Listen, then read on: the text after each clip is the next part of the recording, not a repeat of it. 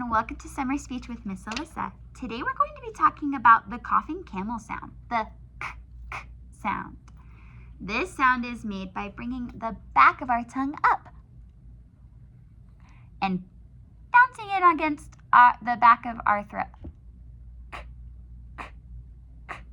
It's a back sound, so we gotta make sure our tongue is in the back and not in the front. Let's try to bring it back. When we bring it back, it sounds like the coughing camel sound.